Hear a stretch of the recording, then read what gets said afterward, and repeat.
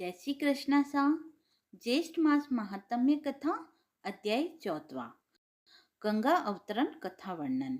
ऋषि कहने लगे कि हे सदानंद, जब राजा सगर की सब संतति भस्म हो गई और उनका यज्ञ न हो सका तो राजा सगर ने क्या किया और उनके सैनिकों ने क्या किया, यह सब कृपा करके आप हमसे कहिए। स्कंद जी कहने लगे कि हे सौनक ऋषियों, बिल के द्वार पर स्थित सैनिक लोग विह्वल होकर और विल की उस अग्नि ज्वाला से संतप्त होकर राजा सगर को सब समाचार सुनाने के लिए गए। कहा कि आपके पुत्रों ने जब यज्ञ के घोड़े को कहीं नहीं देखा तो अपने हाथ से पृथ्वी तल को खोदने लगे। उसके अंदर उस बिल में से मिला हुआ 100 योजन के विस्तार में एक गुफा मिली।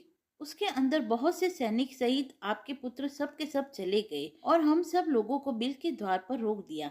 कितने ही दिनों तक जब वह बाहर नहीं आए तो हमको बिल के द्वार पर खड़े रहने के कारण कुछ पता नहीं लगा कि वे अंदर क्या कर रहे हैं। इतने में ही पाताल के समान वह विल अग्नि से पूर्ण हो गया और हम लोग अग्नि ज्वाला से व्याप्त हो गए। फिर हम लोग वापस आकर समाचार आपसे निवेदन कर रहे हैं। हे राजन, उनकी क्या गति हुई? मुग्ध हो जाने के कारण हम कुछ नहीं जान सके। उन सैनिकों के ऐसे वचन सुनकर पर्वत पर वज्र पहाड़ के समान राजा सगर पृथ्वी पर गिर पड़े और मूर्छा खाकर मृतवत से लगने लगे। यह देखकर सभी लोग हाहाकार करने लगे।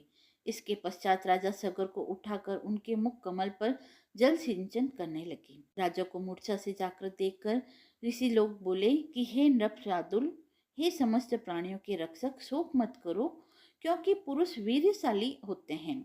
आप और हम सब उस बिल के द्वार पर चलेंगे और वे सब उस बिल के अंदर वाले जीव का बल और पराक्रम देखने के लिए यज्ञ के कार्य को समाप्त करके चल पड़े। मार्ग में सैनिकों ने देवताओं से भी दुष्कर कर्म जो सगर पुत्रों ने किए थे राजा को दिखाए। बिल पर्यंत पृथ्वी का समस्त तल भाग खुदा हुआ। देखकर ऋषि लोग कहने लगे कि हे उपस्थित वृंद, आप लोग सुनिए, हम सब राजा सगर के भाव को समझकर कह रहे हैं। यह बड़ा भारी जो गड्ढा नजर आ रहा है वह समुद्र हो जाएगा। इस प्रकार विवाद करते हुए वह सब विवर के समीप चले गए और उसके समीप सब सेना को खड़ा कर दिया। धर्मात्मा राजा सगर ऋषियों के साथ संयत होकर परम अद्भुत भूग्रह के अंदर गए। वह भूग्रह इंद्रलोक के समान रत्नों से प्रदीप्तित प्राणियों के संचार से रहित और सुंदर था, परंतु भस्म से पूर्ण था। राजा व ऋषि लोग देखकर क्रम से उस तेज पुंज के पास गए। जलती हुई अग्नि के समान तेज से व्याप्त उनको देखकर जो कि प्रज्वल मान परमात्मा ध्यान मग्न और योग गम्य है, सब ऋषि आदि ने कुछ देर बाद उनको कपिल मुनि जानकर नमस्कार किया, उनकी स्तुति करने लगे। वे कहने लगे कि हे देव, आप नित्य हैं। हे परमानंद, आपकी जय हो। जगत के कारण रूप तथा मन से सृष्टि को संहार करने वाले आपको नमस्कार है। हे सद्गुण को धारण करने वाले हरि स्वरूप, आपको नमस्कार है। तथा तम रूप में स्थित रुद्र स्वरूप, आपको नमस्कार है। हे अखिल लोक वंदना के योग्य, हे सुरासुर से पूजित चरण कमलों वाले, आपको नमस्कार है। हे दया के सागर, संसार रूपी संसार में फंसे हुए हम लोगों की आप रक्षा करें। हे ब्राह्मणों के स्वामी, शीघ्र हम लोगों का उद्धार करें।